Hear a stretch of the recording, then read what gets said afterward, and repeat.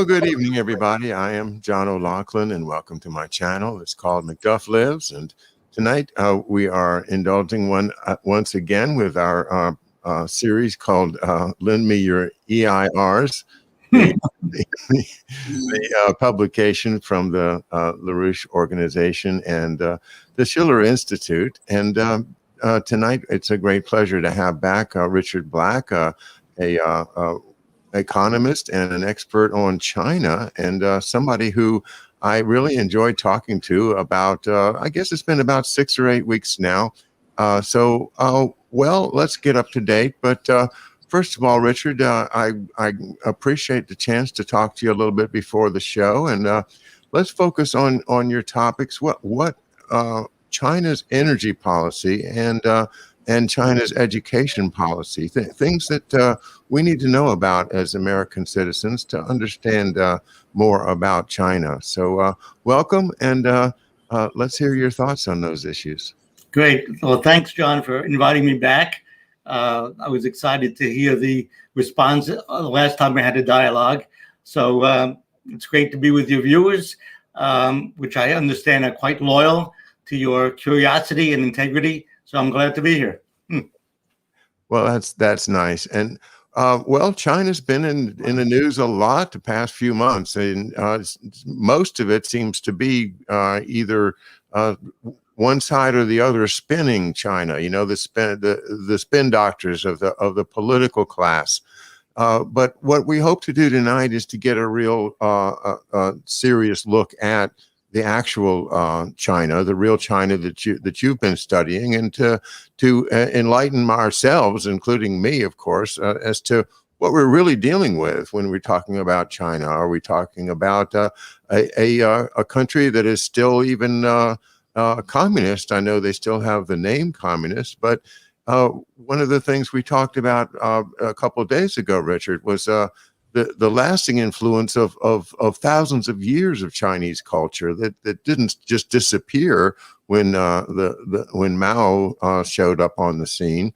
So that's an interesting way to look at it, is taking a longer view of China and think, well, you know, communism hasn't existed for what, maybe 100 years or a little bit more, and in China the influence has even been shorter. So give us an idea of how to balance these thoughts of the ancient China, the wisdom of a Confucius, and the contemporary China that we need to deal with in a very, very serious way. Okay, great. So I thought for your viewers, I'd put a few things on the table. First, we can take a look at what China is up to now on science policy and economic policy, which from their standpoint is completely intertwined. And then we'll get to the way in which the Chinese leadership is talking about Confucius. So there's our first slide. Can we see the lower part of that slide a bit? There's a graph. Great. It's coming up in a minute. And okay, very good. Perfect. Okay. So this was published by the Science and Technology Unit of the Chinese government about a month ago. And this is something they call the Innovation Capacity Index. We talked about this last time I was on the show, that China is focused on how can we increase the rate of scientific breakthroughs to impact the overall economy. Remember, this is a nation of 1.4 billion people. So they have devised all kinds of indices, measuring tools, other than GDP, to measure, are they doing a good job? Are they doing a bad job? This one I find fascinating, this Innovation Capacity Index. It starts all the way on the left with the base year of 2010, and it goes up to the last year, 2018, where they have detailed measurements.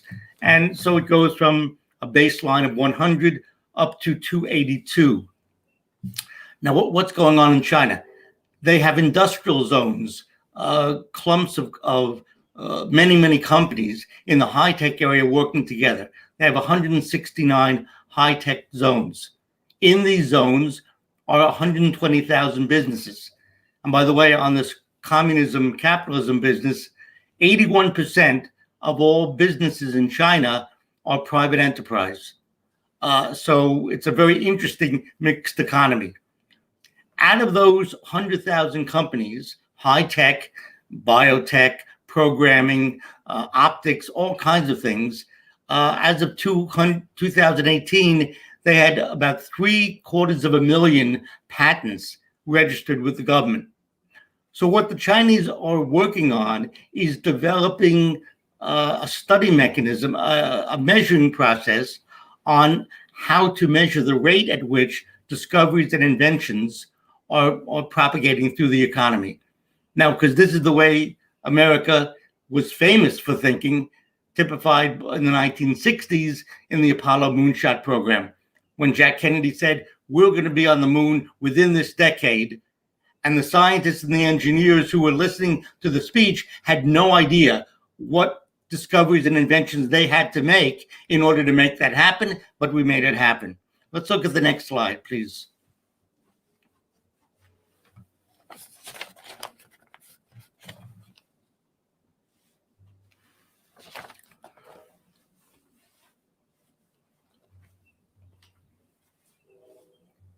The next slide is Professor Song, S-O-N-G.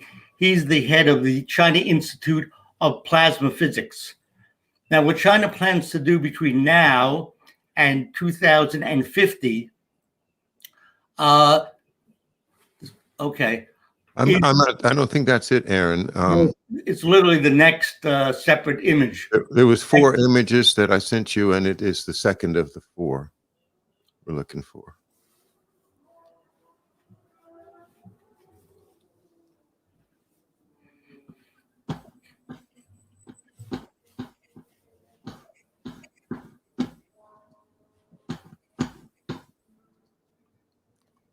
This is the one that's called the Green Way of Development, right? Yeah, exactly. I don't think I'm seeing this one. It's not second or third page in this document that we have here. And then I don't see. Let's see. I've got. I don't know that I have that one. I've got your other document from the previous time, a green way of development with Chinese characteristics, with the image there from the plant with the gentleman. That's it. That's what we want to look at. All right, we'll do that. And the machine. Okay, cool. Perfect.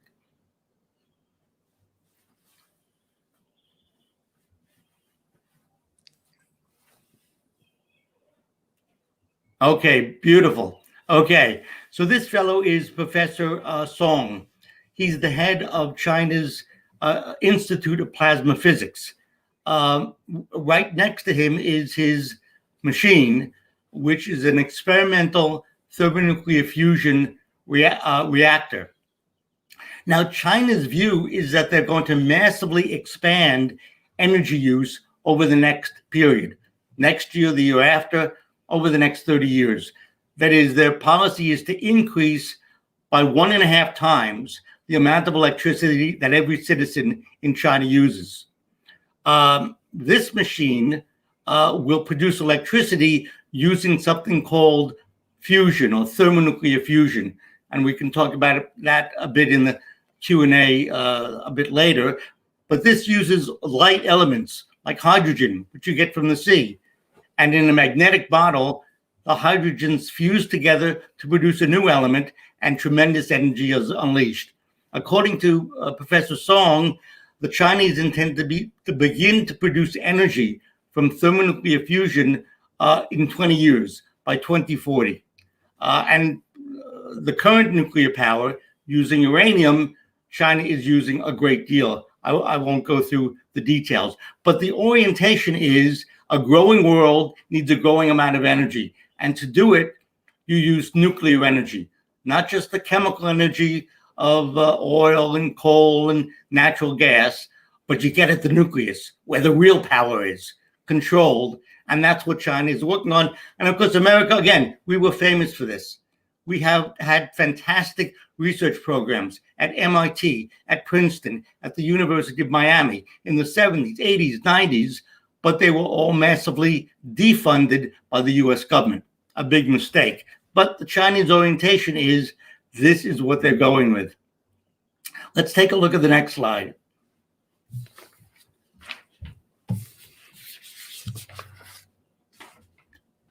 Again, it's not part of this image. It's a completely separate slide. It's a quote.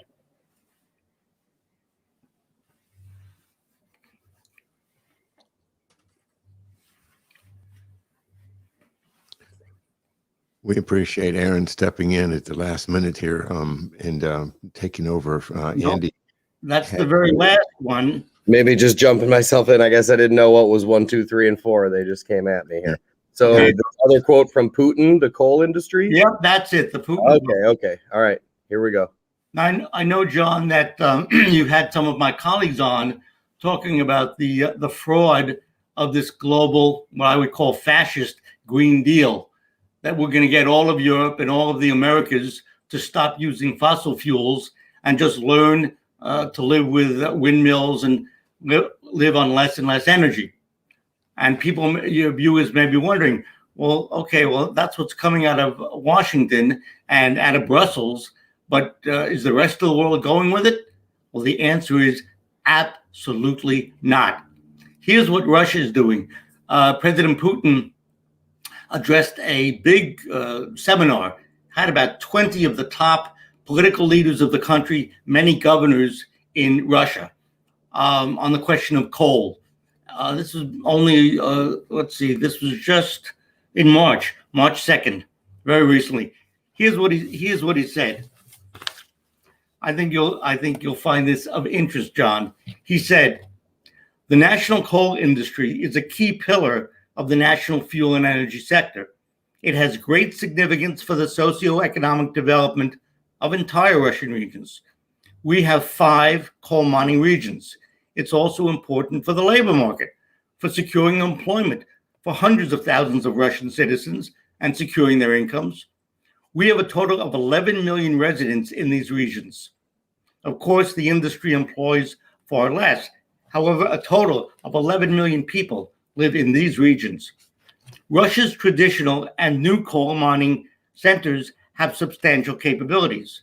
Russia has been producing over 400 million tons of coal per year since 2017. 50% of that amount is exported elsewhere.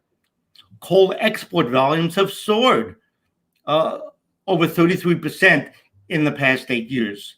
Today, the main coal sales that are happening are in the Asia Pacific. As for the long-term prospects of the global coal market beyond the current decade, I know that there are different forecasts in this regard. So it's no secret that some of them suggest a significant market contraction, including due to technological changes in the global fuel and energy sector, as well as the active use of alternative fuels. We also know what's happening with this. Texas froze because of the cold weather, and the windmills had to be thawed in ways which are far from environmentally friendly. Maybe this will also cause adjustments. In any case, it is necessary to carefully study all possible scenarios in order to guarantee the steady development of our coal mining regions, even with a decrease in the global demand for coal and with a decline in the global situation. So, have we heard all of the Michael Bloomberg, the billionaire, and Mark Carney, former governor of the Bank of England, are on a wild campaign to shut down all coal production in the United States, to shut down all coal production in Europe? It's madness, absolute madness, based upon fraudulent science.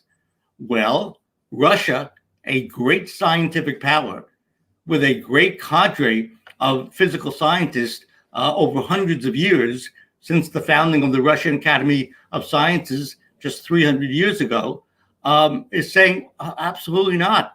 Coal is a key part of the equation.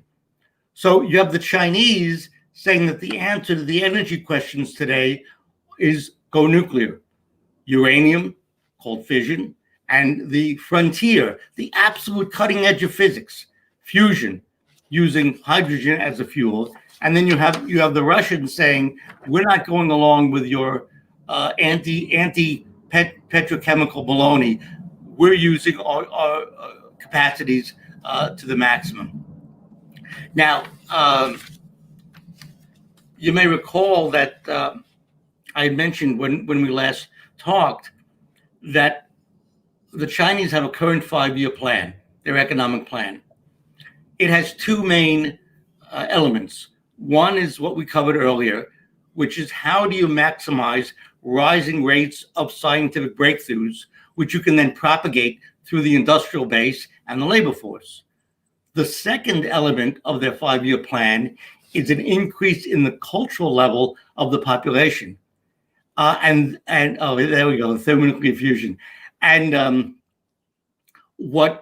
there's a national campaign to upshift the access of the population to classical art, classical music, great Chinese painting, ancient poetry, to get people thinking. And their theory is that if you get people thinking from the standpoint of great ideas and classical beauty, then this will have an impact on the economy. Their president, President Xi, held a meeting, this was 2 years ago, with leading professors, teachers of art, teachers of music in China. We can put up that last slide, which you had before. And here's what the president said, admonishing the assembled bigwigs of academia and the artistic world. He referred to one of the ancient Chinese texts from the period of Confucius, which is about 2,500 years ago. Same time, same epoch as Plato, the Greek bedrock of much of Western civilization. So here's what President Xi said. Fourth, we should build social norms promoting virtue. Now, according to Zhuo's commentary on the spring and autumn annals, quote, the highest attainment is to exemplify virtue. The second highest is to perform great deeds. The third highest is to put forth noble ideas. People working in literary, in art, in philosophy, and social science circles have the responsibility to inspire minds, to refine character, and to warm hearts. You also shoulder the mission to cultivate morality and consolidate the foundations of our society through your works. As well-known public figures, you're expected to set an example for society with your lofty aspirations, sound morals, and noble sentiments. To promote virtue, we should establish moral integrity. So this is, I can tell you, a big campaign percolating through the elementary school and higher institutions of learning in China. There is, as John, you mentioned, a Confucian revival. Now, this is a great thinker who was born in, I think, 551 BC. This is ancient learning. And so this, I contend, is part of their economic process. How do you move a labor force? How do you get them productive? How do you get them creative? And this is the Chinese approach. So, I mean, one of my messages is, if you look at what the Chinese are doing in this area, and then you look at the best traditions in America and in Europe, from the standpoint of fostering creativity, fostering thinking, fostering ideas, it's completely coherent. And some of your viewers who may have been involved in education would know that there was a very great German thinker and teacher of teachers. His name was Wilhelm von Humboldt. He lived around the same time as Beethoven. And he was an administrator of schools in Germany, and he wrote many brilliant books. How do you get students from kindergarten age to be creative? This is Humboldt. And what he said was, the purpose of education is not to teach a skill or impart prior knowledge, but the purpose of education is to build the character of the child. what the Germans called Bildung. And by immersing the child in science, in music, in culture, and history going back hundreds of years, the effect is the development of an identity in a very young person, which is unmatched in any other way. This is Humboldt, the German, in the late 1700s, early 1800s. Well, his ideas took off like wildfire in Europe, and many of the educational systems were shaped around these conceptions. Of course, in 15 minutes, I can only give you a little taste.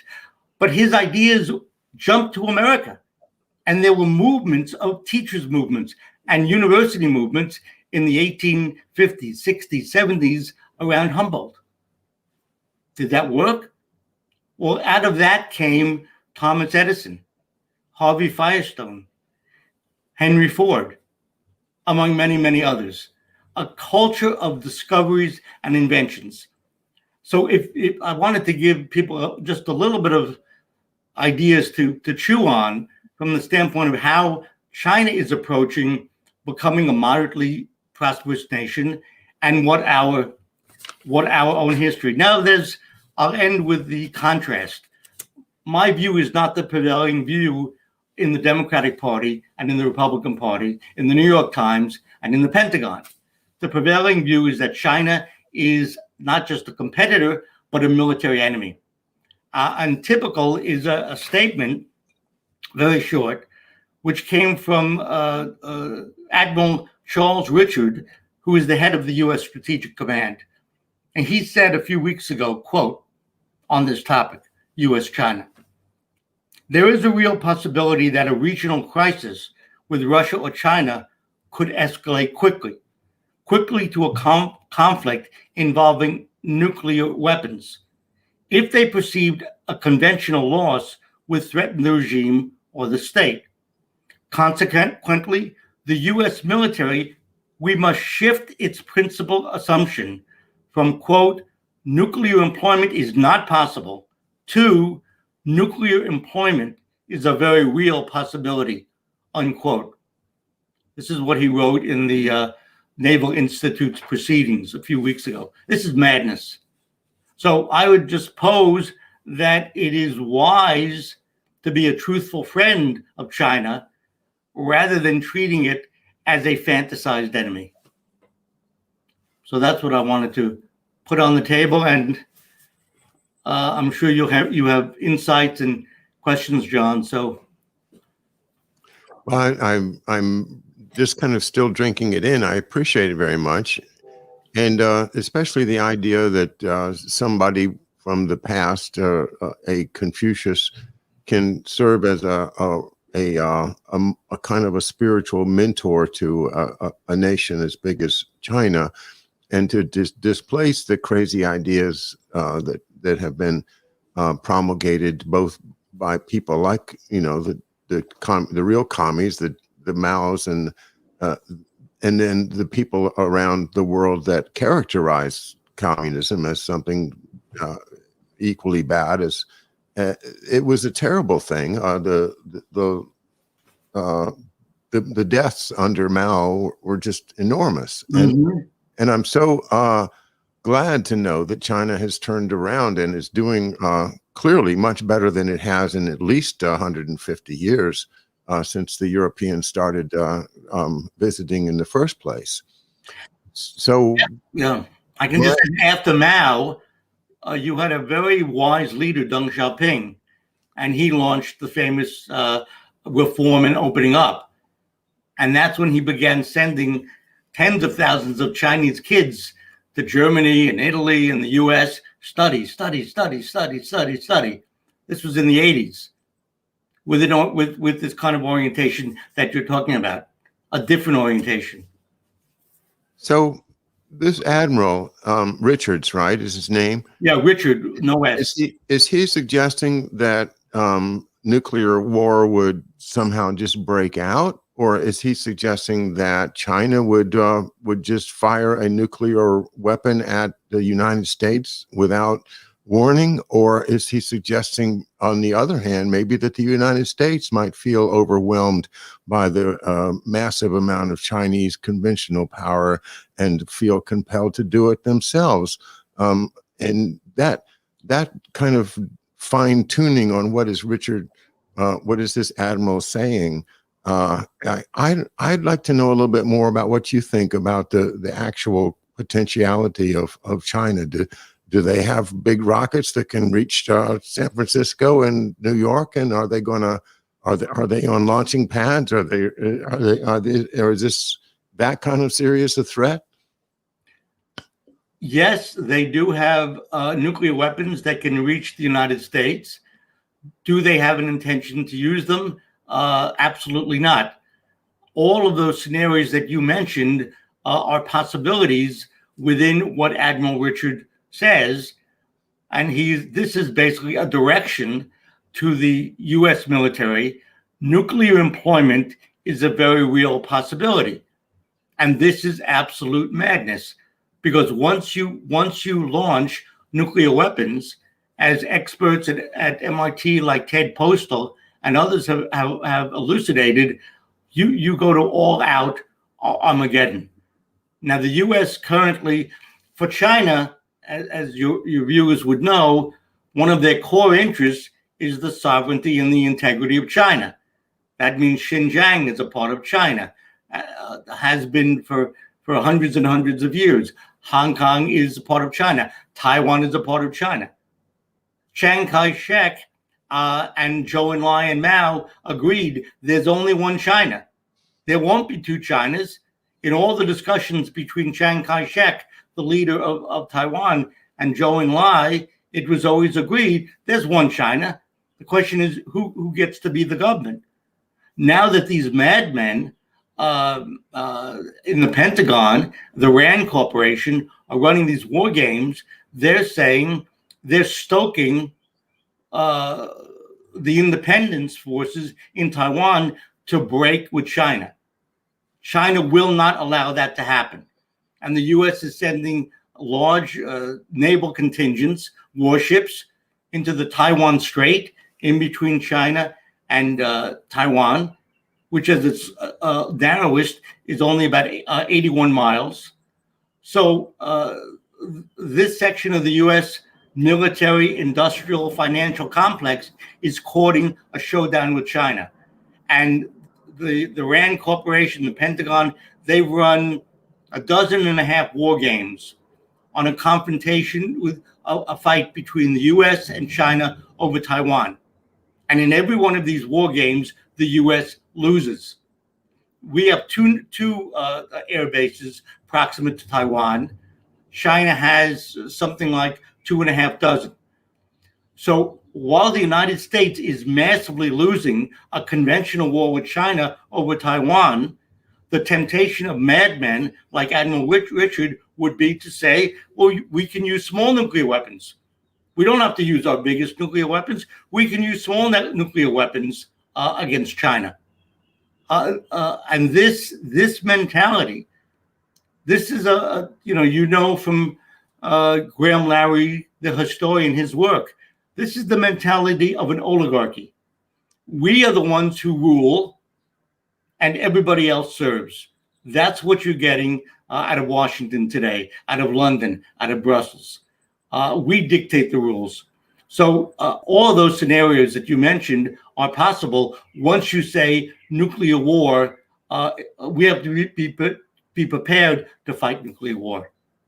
And fortunately, many people are speaking out against this kind of thing now, say in the last month and a half. Are any of them Democrats? Yeah. That was facetious. I'm sorry. Well, yeah. Certainly, one of the most courageous is Tulsi Gabbard, an Iraqi war veteran who has been widely getting out her message. She was on Tucker Carlson, I guess, about a month ago, and she said to the American people, "I am pleading with you, wake up. This military provocation of the United States against China is going to lead to a nuclear war And this is a war in which you and your loved ones will die all over the United States. You'll be watching the flesh burn off the bones of your relatives as you're dying. She was quite explicit. Tucker Carlson was stunned and said, "Thank you so much for appearing on the show." And other people like Chas Freeman, former U.S. ambassador to China, Jack Matlock, former U.S. ambassador to Russia, have been making similar statements. But is it on CNN? No. Is it in the New York Times? No. It's on media outlets like your own. Well, and when we are many, there's not, there's thousands of people out here doing what I'm doing now. And I think when you say there's an appeal being made to the American people, thank God there is, because the American people have to be the ultimate boss.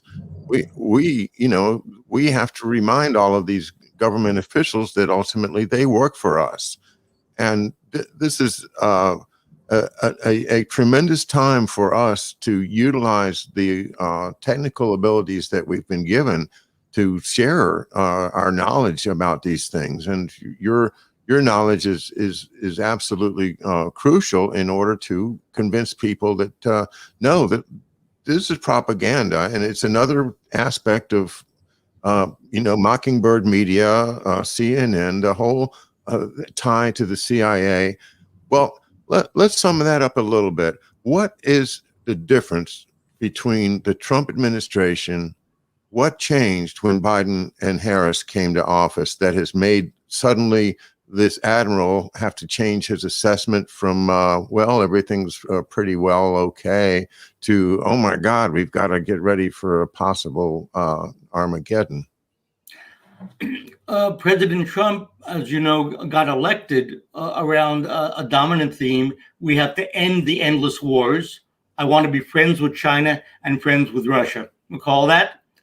Yes, sir. And this was quite patriotic, truthful, from the heart, and the right kind of policy. In fact, I was thinking as I was making some sketch notes before coming on tonight, it was just about a year ago, January of 2020, when President Trump hosted a big meeting at the White House of Chinese economic officials. And he said, "We're signing the Phase 1 trade deal." And he said, "This is fantastic." He said, "This is not just about commerce. This is not just about trade. What we're doing here is we're ushering in a whole new epoch for friendly relations and for the betterment of mankind." And he was spot on. He was absolutely right. And now those were the best impulses, in my opinion, of President Trump. Then what happened? The COVID hit the world, and he got snookered by the crowd, the anti-China crowd in his administration, and went with a China virus, China virus, China virus, and he got somewhat off that track. But the people behind the scenes in the State Department and in the Pentagon are virtually the same. In a certain sense, you didn't have Trump's just judgment of the need to sit down with Putin, sit down with President Xi.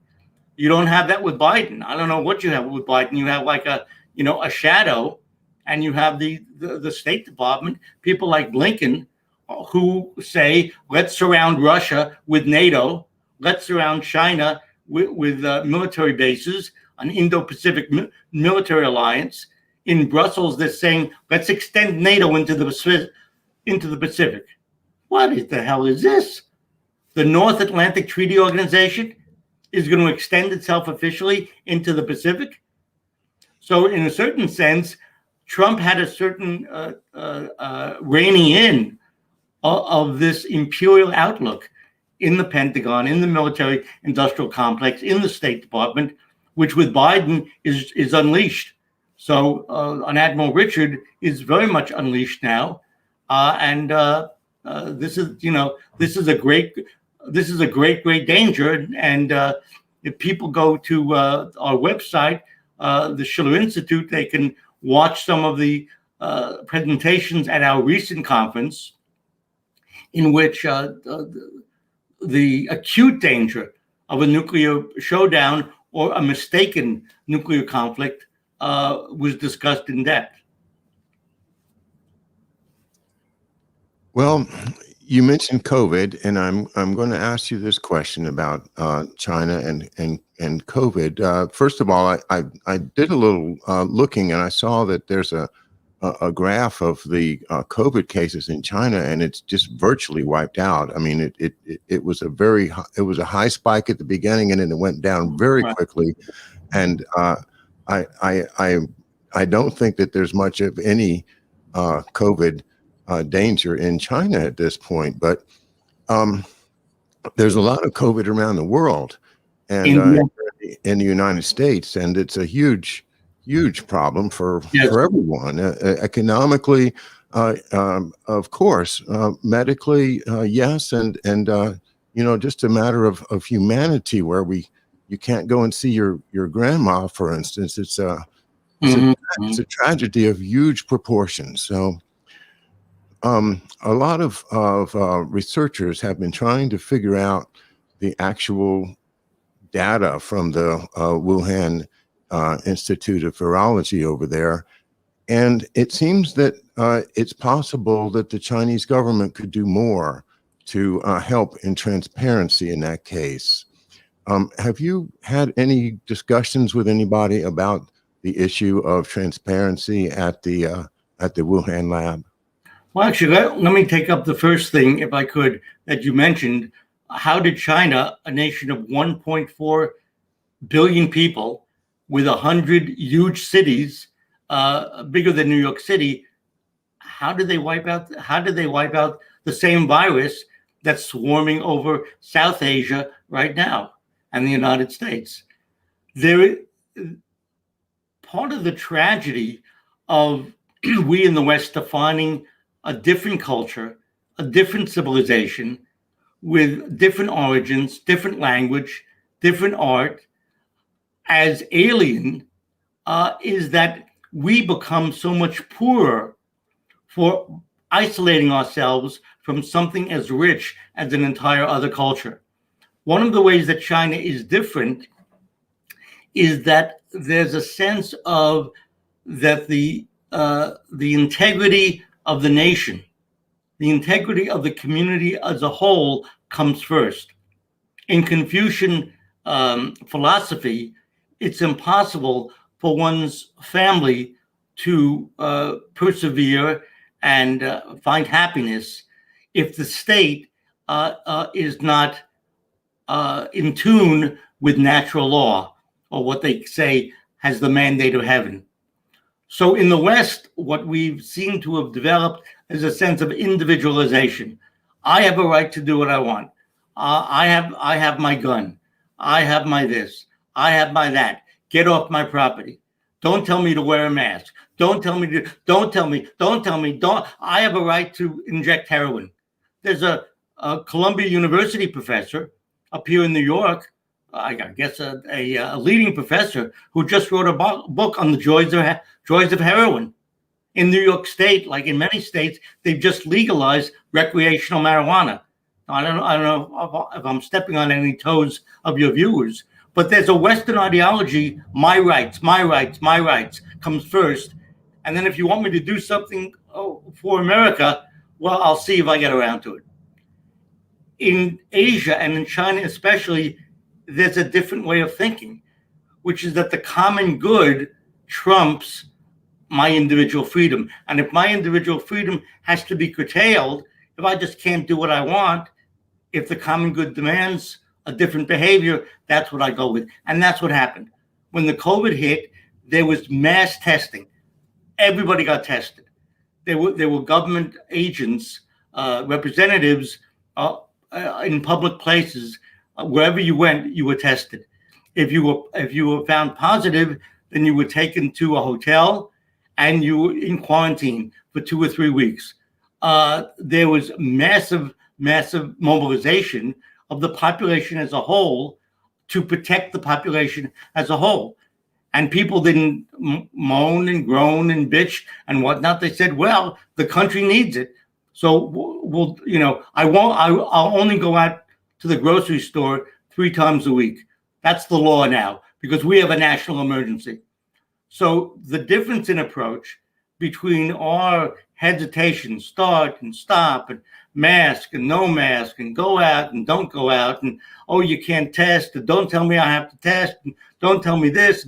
It's a different way of thinking. It's a different culture that developed over the last 2,500 years. That's the beauty. Wouldn't the world be boring if everybody spoke the same language, had the same idea of art, the same idea of science? It would be a complete bore. We have different cultures. So the way the Chinese dealt with the virus is typically very different from what the West has done. And other nations like India, where, as you've seen, John, they're hitting 400,000 new cases per day in the midst of bone-crunching poverty, which they've never been able to do anything about. So, I mean, my focus is we can learn something about the way the Chinese do it in terms of an expertise about the Wuhan lab. I'm not really in a position to talk. The WHO, which sent a whole bunch of investigators in, said that there is no indication that there was wrongdoing. Initially, when the virus was first discovered, in I guess November, a year ago, low-level officials, no one knew that there was COVID. There was slow motion in identifying the fact that this is something new. This is something potentially devastating. Once they nailed it, which was by the end of December, the early January, then they made what they knew known internationally. But coherent with my subject tonight, I want to stress to our viewers that this is a different culture, a different way of thinking, a different outlook. And we're going to have a nuclear war if we define it as an enemy. And it is not an enemy. We should be as wise as one of the inventors of the United States, Dr. Benjamin Franklin, who studied Confucius, who published English translations from Confucius in his newspapers in Pennsylvania. He was trying to figure out what should be the ethical framework of this Temple of Liberty, of this new nation. And just the way Hamilton was studying the ancient Greeks and Aeschylus, you can see this in the Federalist Papers, a reference again and again by the writers of the Federalist Papers to ancient Greece and the outlook of politics and freedom. Well, Franklin was looking at Confucius. You know, what the Schiller Institute is trying to do is to help people in America remember that the American outlook is one which cherishes the freedom of the mind and the beauty of diversity and action and unity. So that may be a long answer to a simple question, but it's a different culture, and that's not bad, that's good. Of course, I think there's resonance between the ideal of Christianity and the ideal of a culture in which the common good outweighs the individual, not because of oppression of the individual, but because the individual understands and feels a role within the community, the family, and the culture itself, that makes them want to volunteer, to say, I want to, do what I can for my country, as John F. Kennedy appealed to us to do. I want to be that person. I want to be a person who will be considered a virtuous citizen, someone to look up to for children to use as a model. I want to be that person. I think that is a basic American attitude that yes, it is being invaded. It's being taken down by the media, by the financial interest. As your institute and Harley Schlanger over at LaRouche organization have taught me, the essential problem here is an imperial force, force of ancient power that America tried to separate from a number of times, but seems to still be stuck in kind of like getting stuck in tar or something. You just can't get it off of you. It clings to us, and it keeps on insinuating itself into our culture, and especially through our economy and the banking system and all of that. So we have had a history of having to stay armed, to having to stay ready to defend ourselves.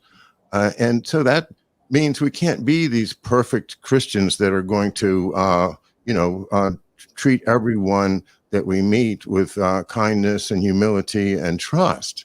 That would be wonderful if we could have that culture, but we can't, because we're under pressure all the time from the ancient empire, from Europe, and from thieves all over the world that want to take advantage of whatever they can. So it's a difficult thing to try to claim that we are those good mentors, the ideal Americans, the men and women of our, what we think of as the greatest men and women. Everyone would be able to pick an idol from American history. And we need to preserve that, and we need to protect that, and we need to insinuate in our kids. But without the education system, it can't be done anymore.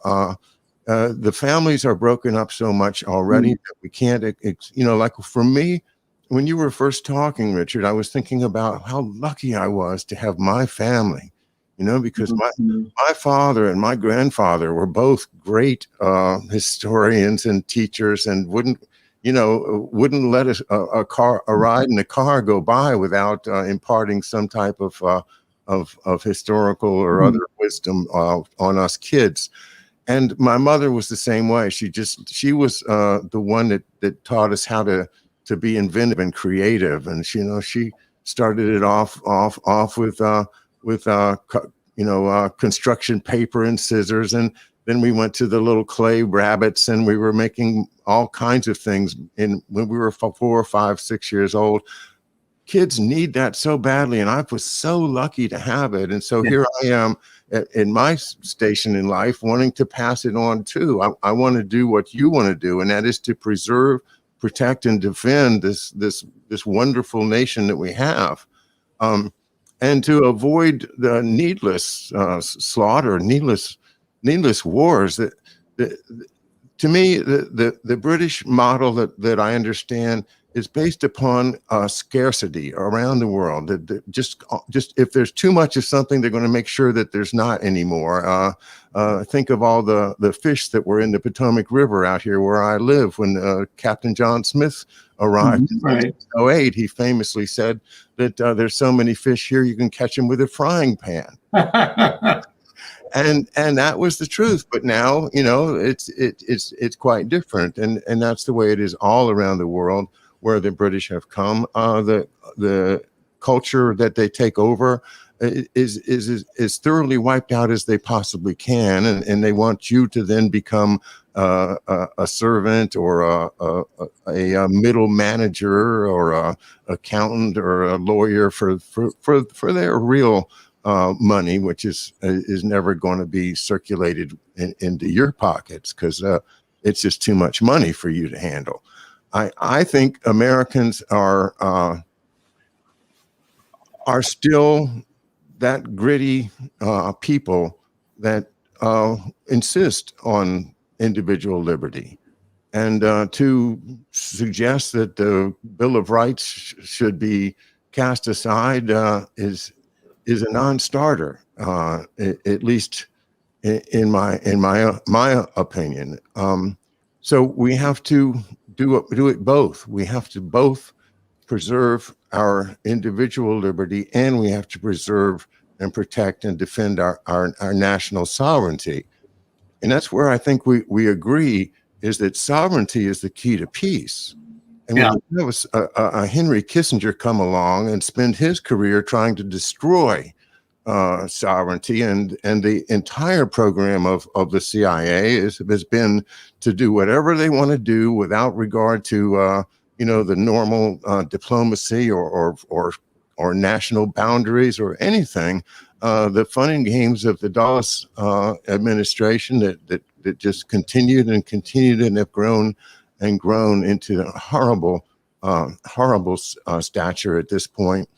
It's a frightening time, because they have the power now. What is it? Her name is Susan Rice, I think, that seems to be executing a lot of the administration's power. And what we're doing, is we're appealing to the American people to say, put aside your political differences and look at the real possibility of an Armageddon. And let's work together to preserve what we have. We can't risk losing this particular issue. And a Joe Biden and a Kamala Harris are not going to help us. Well, if you look at the world as a whole, there is a somewhat hopeful process going on. I mean, what China is doing, as I said before, is quite congruent with the best of the way America built itself into a scientific giant.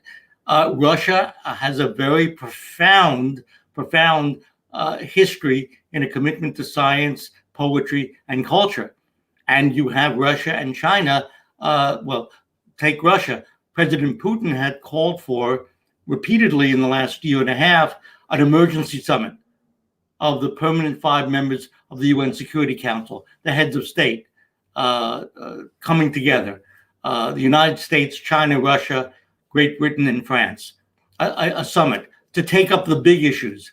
And we in the Schiller Institute have endorsed that proposal and are getting the word on that again. China and Russia and nations working with them, which is scores and scores of nations, don't buy into this green reset, a fascist global bankers dictatorship that I know my colleagues Paul Gallagher and Richie Freeman and others have outlined in some of your interviews. And worldwide, there's a rejection of this madness. So I would urge your viewers, get to your senator, get to your congressman, give them a real kick in the butt on pulling back from these provocative moves that are going to get us into a nuclear exchange with Russia and or China.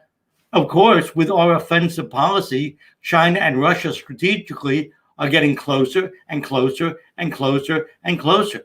We would end up fighting them both at the same time. Is that a good idea?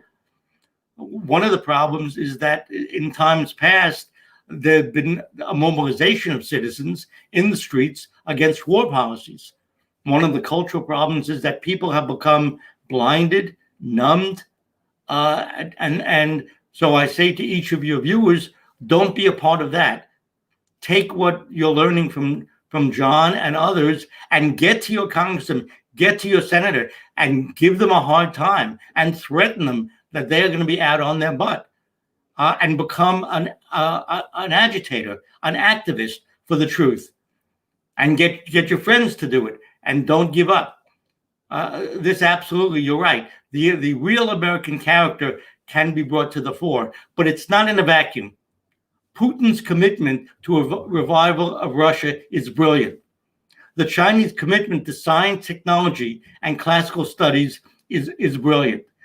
And they're working. I mean, if we had our head on straight in America, we would say to General Electric, we would say to Westinghouse, there are countries all over Africa, South Africa, Gabon, Ghana, Chad, who are begging for nuclear energy programs. That's what Russia's doing. They're building 4 nuclear power plants in Egypt, to help give energy over the next decades to their growing population. And the Russians founded a high school to recruit young nuclear would-be engineers and a nuclear power university. That's how Russia's spending its money.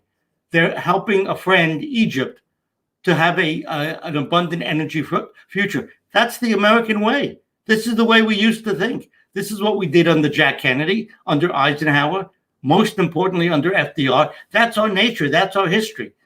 In a certain sense, this recent period is an aberration, an Anglophilic, British-loving aberration of us being, American brawn on a British leash. Drop that and go back to who we actually are, and it can be done. But we have to get many, many more people, not just